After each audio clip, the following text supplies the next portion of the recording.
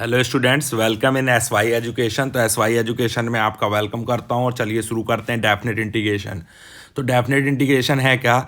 Suppose आपने एक function F of x को इंटीग्रेट किया और ये आया जी ऑफ एक्स प्लस कॉन्स्टेंट। तो अगर मैं कांस्टेंट की वैल्यू 1 रखूँगा तो रिजल्ट मिलेगा g of x plus 1। Constant की वैल्यू 2 रखूँगा तो g of x plus 2, g of x plus 3। इस तरीके से आपको बहुत सारे फंक्शन मिलेंगे और ये दो सारे फंक्शन अलग अलग होंगे। लेकिन डेफिनेट इंटीग्रेशन में क्या है कि ये एक यूनिक रिजल्ट देगा। डेफिनेट इंटीग्रेशन क्या देगा? एक यूनिक रिजल्ट देगा आपको। ठीक है, क्यों वो अभी बताऊंगा। तो ये जो एफ ऑफ एक्स का इंटीग्रेशन के बाद जी ऑफ एक्स मिलता है, इसको क्या बोलते हैं? इसको बोलते हैं हम लोग, क्या बोलते हैं? कोई बताएगा इसको क्या बोलते हैं? This is called anti derivative of F of x. इसको बोलते हैं anti derivative of F of x. और ये जो इंडेफिनिट इंटीग्रेशन में ये कांस्टेंट से वेरी होता रहता है। ठीक है, तो बहुत सारे फंक्शन मिलेंगे। लेकिन जब हम इसको डेफिनिट इंटीग्रेशन बनाएंगे, ए टू बी लिमिट लगाएंगे F of x D x, तो इसको बोलेंगे बेटा लोअर लिमिट। ये क्या कहलाती है? Lower limit. और ये होती है अपर लिमिट। ठीक है, और जब इसका रिजल्ट आएगा तो f of x plus c आएगा। अगर इसका anti derivative capital f of x लिखें तो ये ए टू बी बनेगा, जिसकी एक कांस्टेंट वैल्यू होगी f of b minus f of a, और ये एक यूनिक रिजल्ट को देगा। तो ये मतलब है किसका? यानी कि अगर आपसे पूछा जाए एक small question A to B F of x D X क्या देगा? यूनिक वैल्यू देगा, नहीं देगा? तो यस, यूनिक वैल्यू देगा। करेक्ट। फिर इसका ज्योमेट्रिक मीनिंग क्या है वो समझिए। तो ज्योमेट्रिक मीनिंग जो है वो ये है कि सपोज ये ज्योमेट्रिक मीनिंग को समझिए, बहुत ही इंपॉर्टेंट है ये पार्ट। सपोज ये एक फंक्शन है, यहाँ से x equals to A to X equals to B. ठीक है, ये x एक्सिस है तो यहाँ पे क्या लिखा जाएगा? x की वैल्यूज, और यहाँ पे ये y एक्सिस है। ठीक है, तो ये फंक्शन है अपना y एक्सिस के फॉर्म में, ये वाला। ठीक है, ये जो फंक्शन है ये y के इक्वल सम कुछ फंक्शन हमने एक जनरली मान लिया। अब ये x इक्वल्स टू ए ये पॉइंट है और x इक्वल टू बी। यहाँ पे इसका एरिया A1 है, ये A2 है और ये A3 है। 3 एरिया कंसीडर करिए। तो अगर मैं इस function A to B limit है, ये लोअर लिमिट है जहाँ से ये स्टार्ट हो रहा है, और ये अपर लिमिट है, f of x D x को इंटीग्रेट करूँगा तो ये वैल्यू मुझे क्या देती है? Anti derivative capital f of x plus c देती है। लिमिट अप्लाई करते हैं, लेकिन ये ज्योमेट्रिक मीनिंग में क्या रिजल्ट देगी? ज्योमेट्रिक मीनिंग में ये देगी A1 ये पॉजिटिव है तो पॉजिटिव, ये A2 नेगेटिव है तो नेगेटिव, और A3 पॉजिटिव है तो पॉजिटिव। ये रिजल्ट हमें मिलेगा। बात समझ में आई? बात समझ में आई? ये है। तो इस तरीके से हम लोग इस डेफिनेट इंटीग्रल की ये रियल मीनिंग है। ठीक है, अब आप कुछ एग्जाम्पल से समझो। जैसे मैं आपको एक क्वेश्चन दे दूं, 0 से 220 पाई साइन एक्स, 1 सेकेंड, ये मैं दे दिया 0 से 20 पाई साइन एक्स डी एक्स। चल भाई समझो, कंसेप्ट को समझो। ये मैंने दे दिया, साइन एक्स का इंटीग्रेशन आप लिखोगे सर कॉस एक्स, और इसमें अगर लिमिट पुट करोगे 0 से 20 पाई तो आपको कैलकुलेट करना पड़ेगा। बट बाई ग्राफिकली देखो ये कहाँ से स्टार्ट हो रहा है? साइन का कर्व कुछ ऐसे होता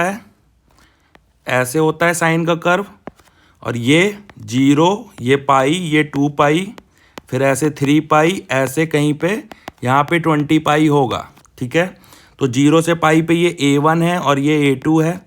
ये A1 पॉजिटिव है, जितना A1 पॉजिटिव है उतना A2 नेगेटिव है, यानी 0 दे देगा। यानी 0 से 2 पाई पे ये क्या दे रहा है? 0 एरिया। फिर 2 पाई से 4 पाई पे 0, ऐसे 0 प्लस 0 20 पाई तक क्या हो जाएगा? 0। तो हम डायरेक्टली लिख सकते हैं 0 से 20 पाई साइन एक्स का जो रिजल्ट होगा वो 0 होगा। कॉन्सेप्ट समझ में आया? बाई ग्राफिकली कितना आसान हो जाता। अब समझो, अगर इसी क्वेश्चन को, चलो मैं अब एक क्वेश्चन और देता हूँ, 0 से 10 पाई लिख दूँ और मैं मॉड लगा दूँ इसमें तो आप अपना पेन उठाइए और बताइए कि आंसर क्या होगा। 0 और समथिंग क्या होगा आंसर। वीडियो को पॉज कर लीजिए और समझिए क्या होगा। तो समझिए, मैं कुछ कंसेप्ट बता रहा हूँ इम्पॉर्टेंट, ठीक है। y equals to sine X हो और y equals to cos X हो, ठीक है। Area of one loop, area of one loop, area of one loop कितना होगा, 2 होगा। ये याद रख लो। कैसे? चाहे वो साइन एक्स हो चाहे कॉस एक्स हो, ये जो लूप बनते हैं ना, ये जो 0 से पाई का ये जो वन लूप बना, इसका एरिया कितना होगा, 2 होगा। ये साइन एक्स के केस में भी 2 होगा और कॉस एक्स के केस में भी कितना होगा बेटा, 2 ही होगा। कॉस एक्स कहाँ से स्टार्ट होगा, ऐसे स्टार्ट होगा, ठीक है। तो ये -π/2 से +π/2 का जो वन लूप बनेगा, इसका एरिया कितना होगा, 2 होगा। तो area of one loop of sine x और cos x, sine x and cos x का जो एरिया ऑफ वन लूप होगा, ठीक है, one loop is equals to कितना होगा, 2। कैलकुलेट भी कर सकते हो, ठीक है। 0 से pi sine x D x, sine x का minus cos x, 0 to pi put कर दो, minus cos pi, minus minus plus cos 0 हो जाए। कॉस पाई की value minus minus, cos pi की वैल्यू -1, तो माइनस माइनस +1 और कॉस 0 का 1 कितना आया, 2। तो ये एरिया ऑफ वन लूप क्या होगा, +2 होगा। साइन एक्स हो चाहे कॉस एक्स हो, वन लूप से याद रखना, ठीक है। और अगर इसी में थोड़ा सा ऐड कर दूं, y equals to sine M X लिख दूं, ठीक है, और y equals to cos M X लिख दूं, तो एरिया जो होगा ना, एरिया जो होगा ना वो हो जाएगा 2/m। क्या हो जाएगा, 2/m, 2/m लिख लो। ये हो जाएगा, जैसे मैंने लिख दिया साइन 3x का, तो आपको डरना नहीं है। साइन 3x का वन लूप का एरिया आप कैलकुलेट भी कर लेना, आएगा 2/3। कॉस 3x के वन लूप का एरिया कितना आएगा, 2/3। इस तरीके से, ठीक है। अब मैंने जो आपको क्वेश्चन दिया था वो दिया था मॉड ऑफ साइन एक्स। पहली चीज तो ये मॉड क्या है, मॉड का मतलब है, पहले तो मॉड को समझो। जैसे साइन एक्स का जो ग्राफ है, साइन एक्स का जो ग्राफ है वो आएगा आपका, ये x है और ये y है, तो साइन एक्स का ग्राफ ये आएगा इस तरीके से, ये 0, ये पाई, ये 2 पाई, ये -π -2 पाई, ठीक है। अब यहाँ पे ये साइन एक्स का ग्राफ है, और अगर मैं मॉड ऑफ साइन एक्स लगा दूं, मॉड ऑफ साइन एक्स लिख दूं, तो ये जो नेगेटिव एरिया है, ये जो नेगेटिव वाला पार्ट है, ये मॉड में क्या हो जाता है, पॉजिटिव। तो 0 से पाई का तो सेम ही लूप रहेगा, बट पाई से 2 पाई का भी पॉजिटिव हो जाएगा। 2 पाई से 3 पाई ऑलरेडी पॉजिटिव, यानी जितने ये नेगेटिव वाले लूप हैं ये क्या हो जाएंगे, पॉजिटिव हो जाएंगे। नेगेटिव वाले लूप क्या हो जाएंगे, पॉजिटिव हो जाएंगे। नेगेटिव वाले लूप क्या हो जाएंगे, पॉजिटिव हो जाएंगे। तो ये अब वन लूप का एरिया तुम्हें पता है। अब मैंने जो क्वेश्चन दिया, मैंने दिया 0 से 10 पाई मॉड ऑफ साइन एक्स। मैंने क्वेश्चन दिया तुम्हें 0 से 10 पाई मॉड ऑफ साइन एक्स, मतलब 0 से कहाँ तक, 10 पाई तक। तो ऐसे लूप कहाँ तक बनेंगे, 10 पाई तक बनेंगे। कहाँ तक बनेंगे, 10 पाई तक। कितने लूप बनेंगे, 0 से पाई पे 1 2 3 4 5 6 ऐसे बनेंगे। और वन लूप का एरिया, वन लूप का एरिया तुम्हें पता है कितना है, 2। तो कितने लूप बने, 10 लूप बने। 10 लूप्स का एरिया कितना हो जाएगा, 10 लूप्स का एरिया, 10 लूप्स का एरिया हो जाएगा 20।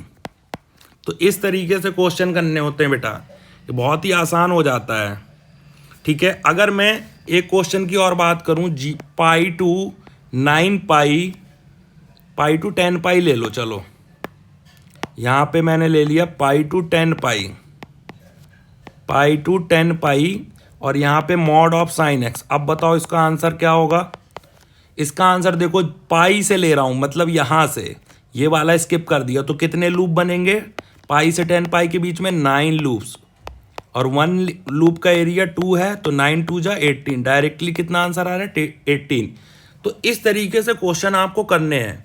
आई होप यहाँ तक आपको समझ में आ रहा होगा कंसेप्ट को पकड़ो। ये एरिया, ये जो मैंने कंसेप्ट बताया इसको याद रखो, ये बहुत ही हेल्पफुल होने वाला है आपके हर एग्जाम में, ठीक है। इसकी पीडीएफ भी मैं शेयर कर दूंगा।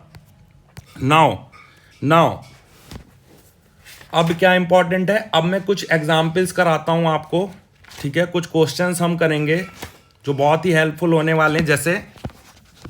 जैसे मॉडुलस फंक्शन है, मॉडुलस फंक्शन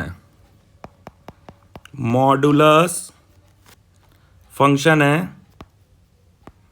तो मॉडुलस फंक्शन में क्या होगा, मॉडुलस फंक्शन सब जानते होंगे। मॉड एक्स पॉजिटिव होता है जब एक्स की value greater than equals to 0 होती है, और निगेटिव होता है जब एक्स लेस देन 0 होता है। ये इसकी डेफिनेशन है। यानी कि इसका अगर ग्राफ देखोगे तो कुछ इस तरीके से बनता है कि 0 से, यानी 0 से इनफाइनाइट या पॉजिटिव एक्स एक्सिस पे ये एक ऐसी लाइन होती है, और नेगेटिव एक्स एक्सिस पे ये नेगेटिव स्लोप देता है, लेकिन वैल्यूज हमेशा पॉजिटिव होती है, ठीक है। तो ये कुछ इस तरीके से ग्राफ है। अब अगर मैं बोलूँ बेटा -2 से 3, चलो mod of x D x को इंटीग्रेट करोगे तो क्या मिलेगा। तो आप बोलोगे सर मॉड, मैं पहले अगर मैं वैसे जनरली सोचूं तो इसका डिटेल सॉल्यूशन अगर सोचोगे तो आप देखोगे ये एक्स की लिमिट कहाँ से कहाँ तक है, एक्स की लिमिट है वही -2 से +3 तक, यानी 0 बीच में आएगा, और ये नेगेटिव भी होगा और ये ऐसे होगा। तो -2 से 0 पे ये क्या होगा, मॉड एक्स -2 से 0 के बीच में मॉड एक्स निगेटिव होगा कहाँ से कहाँ तक, जब एक्स की वैल्यू -2 से बड़ी होगी और 0 के बीच में। -2 से 0 के बीच में ये क्या होगा, ये तो नेगेटिव वैल्यू देगा, और पॉजिटिव कब देगा, जब ये 0 से बड़ा होगा और 3 से छोटा होगा। तो यहाँ पे ये नेगेटिव एक्स डी एक्स आएगा कब, जब ये -2 से 0 के बीच में होगा, और 0 से 3 के बीच में क्या देगा, पॉजिटिव एक्स डी एक्स देगा। चलो -2 to 0 X D X, minus sine बाहर ले लिया, इसका इंटीग्रेशन क्या होगा, x²/2, लिमिट कर दोगे 0 to 3, इसका x²/2 -2 से 0, और यहाँ पे लिमिट पुट कर रहा हूँ मैं 3²/2 -0। तो यहाँ पे ये माइनस पहले से 0/2 0 हो जाएगा, और -2²/2 ये हो जाएगा भाई 3² 9/2, माइनस पहले से रहने दो। -2 का स्क्वायर 4/2, -2 + 9/2, तो +2 + 9/2 कितना आया, 13/2। तो आंसर तो आया भाई 13/2। लेकिन अगर इस फंक्शन को ध्यान से समझो तो अगर इस फंक्शन को ऐसे करा तो आंसर 13/2 आया, ठीक है। अच्छा, ये समझो थोड़ा सा, ये आप ग्राफिकली समझो,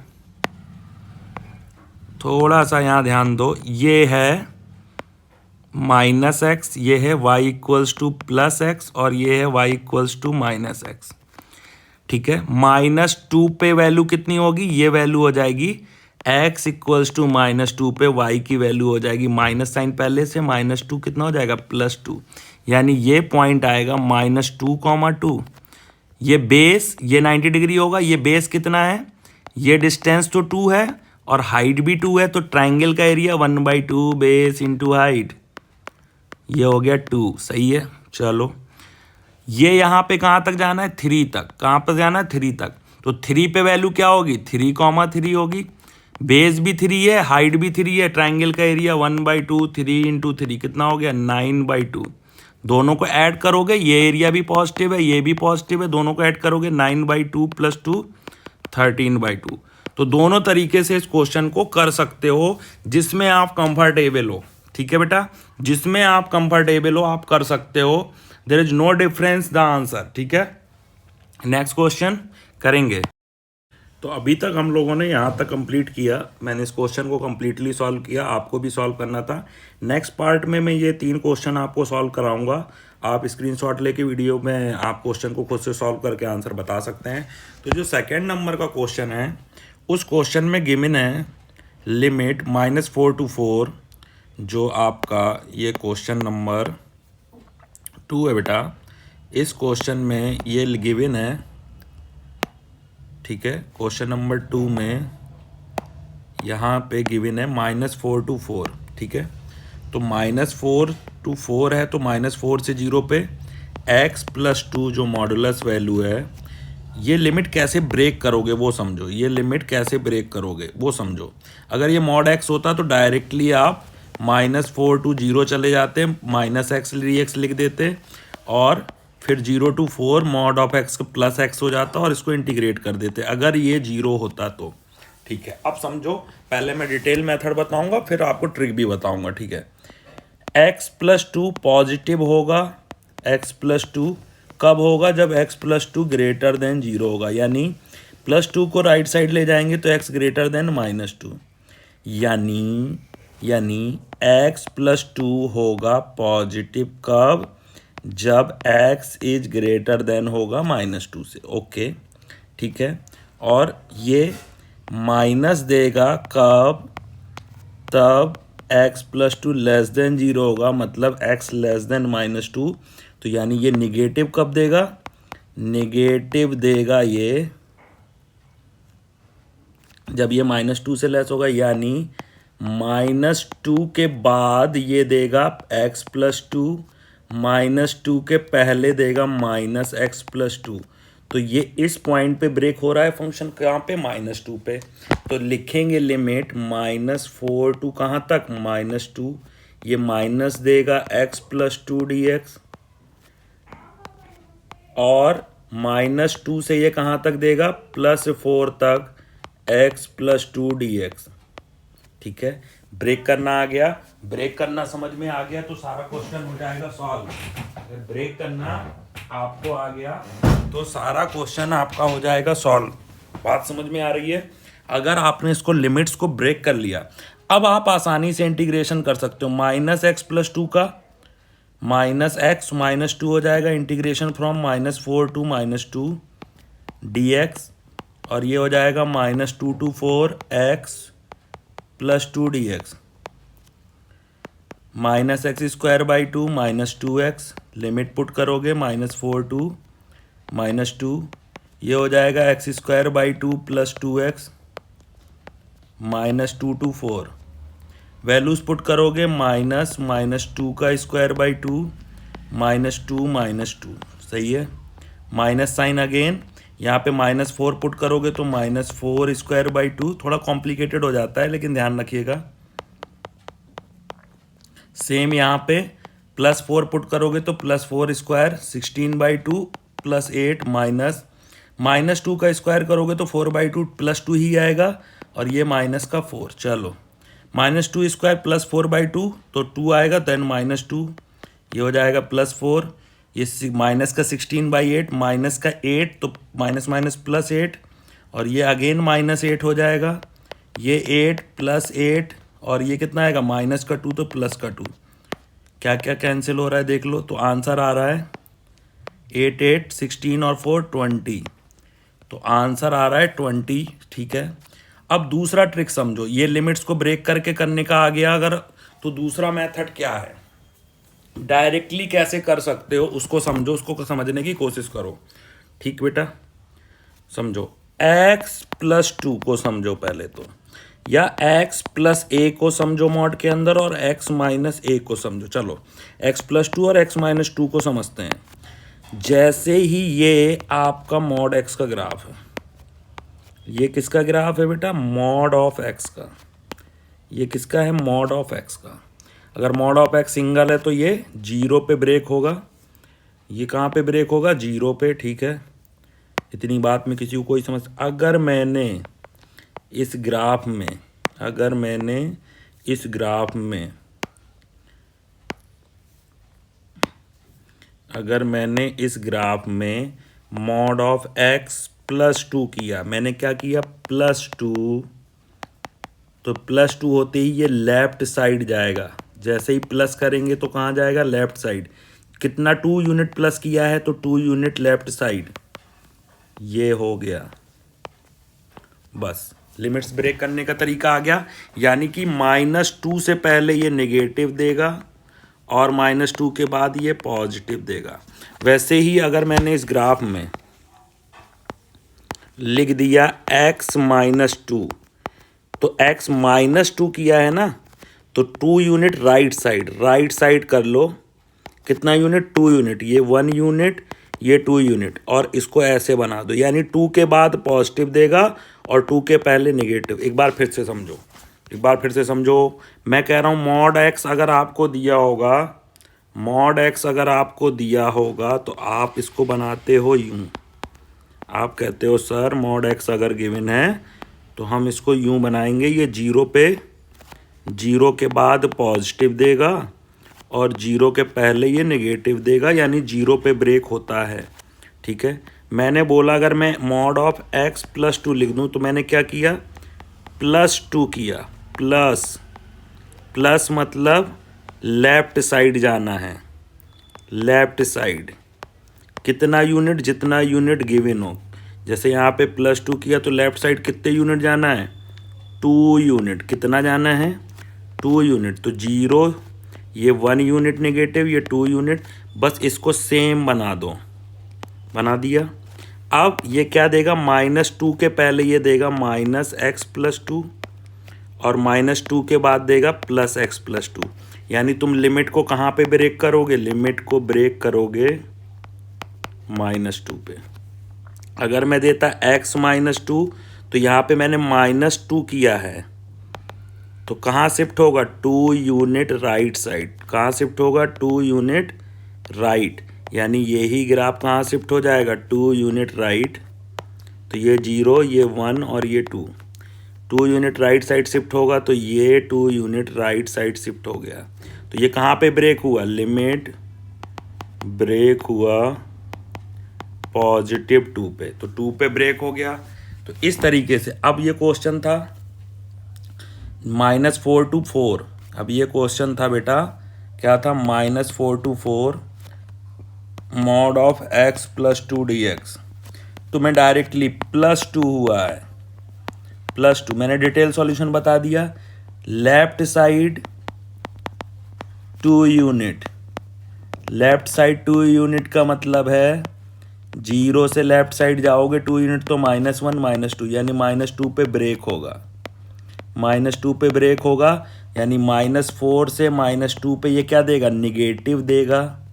ऐसे लिख लो dx।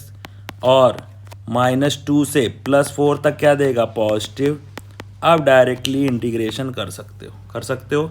नेक्स्ट जो थर्ड क्वेश्चन था बेटा, समझो यहाँ तक वीडियो को बहुत अच्छे से देखना, क्वेश्चन बनने लगेंगे आपसे। थर्ड क्वेश्चन समझो। थर्ड क्वेश्चन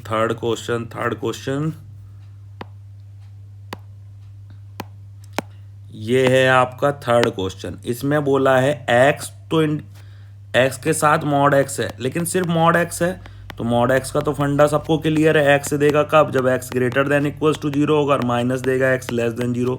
यानी लिमिट कहाँ पे ब्रेक होगी? 0 पे। तो -1 से 0, ठीक है। यहाँ पे अभी फंक्शन पूछूंगा dx, ठीक है। और 0 से 1, यहाँ पे अभी फंक्शन पूछूंगा dx। अब कंसेप्ट समझो, ये -1 से 0, यानी 0 से पहले ये क्या है? -x है, और ये x। तो -x और x का मल्टीप्लाई हो जाएगा -x²। तो यहाँ पे भैया आएगा -x², ठीक। यहाँ पे 0 से 1 पे ये x है और ये ऑलरेडी x है, तो x × x बनेगा +x²। माइनस बाहर आ जाएगा, -1 to 0 x² dx, सही है। 0 to 1 x² dx। माइनस है, लिमिट को चेंज भी कर सकते हो, लिमिट इंटरचेंज हो जाती हैं। तो 0 से -1 लिखने कोई मतलब नहीं, लिख लो x² dx। और x³ 3, लिमिट कहाँ से कहाँ तक? 0 से 1। x³ 3, लिमिट कहाँ से कहाँ तक? 0 to -1। यह आएगा 1/3। ये कितना आ जाएगा? -1/3 -0 + 1/3। आंसर 0 आ रहा है। तो फाइनल आंसर क्या हो जाएगा इसका? 0। तो इस तरीके से आप डायरेक्टली क्वेश्चंस को कर सकते हो। चलो क्वेश्चन नंबर 4 भी मैं करा देता हूं। क्वेश्चन नंबर 4,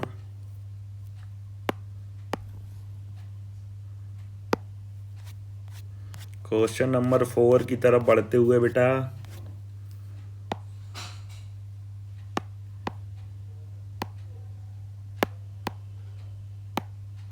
ये रहा question number 4। F of x given है 4x+3। लिमिट कहाँ से कहाँ तक है? 1 to 4 F of x D x. तो इसको देखो, लिमिट 1 से 2 पे फंक्शन का अलग वैल्यू है तो ब्रेक कर लो, और 2 से 4 पे फंक्शन का अलग वैल्यू है, ब्रेक कर लो। 1 से 2 पे फंक्शन का वैल्यू कितना है? 4x+3। तो 1 से 2 पे 4x+3। 2 से 4 पे वैल्यू कितना है? 3x+5, 3x+5 dx। बस अब इंटीग्रेट करना है, वैल्यू पुट करनी। 4x का इंटीग्रेशन 4x² 3 का इंटीग्रेशन 3x, वैल्यूज पुट करनी है 1 से 2। 3x² plus 5x, limit put करनी है 2 to 4। 2 2 जा 4 यानी ये 2x², तो 2 2² प्लस 3 × 2 माइनस 1 पुट करोगे तो 2 × 1² प्लस 3 × 1, ये ख़त्म। इस वाले में पुट करो 3/2, ये हो गया 4² प्लस 5 × 4 20 माइनस 2 पुट करोगे तो 2² 4/2, 2 3 जा 6 और 5 2 जा 10, 2 2 जा 4, 2 जा 8, 6 माइनस 3 1 जा 3 प्लस 2 5, ये आएगा 24 प्लस 20 माइनस 16। पॉजिटिव वाले देखो 14, ये सब पॉजिटिव में है तो 14 24 और 20 58 माइनस 21, 8 में से बन गया 37, तो आंसर आ रहा होगा 37, तो इसका आंसर हो जाएगा डी ऑप्शन। तो इस तरीके से हमने मॉडुलस के बहुत अच्छे क्वेश्चंस को सॉल्व किया। आई थिंक आपको समझ में आ रहा होगा। इसके बाद हम लोग जाएंगे ग्रेटेस्ट इंटीजर फंक्शन की तरफ। किसकी तरफ? ग्रेटेस्ट इंटीजर फंक्शन की तरफ बढ़ेंगे।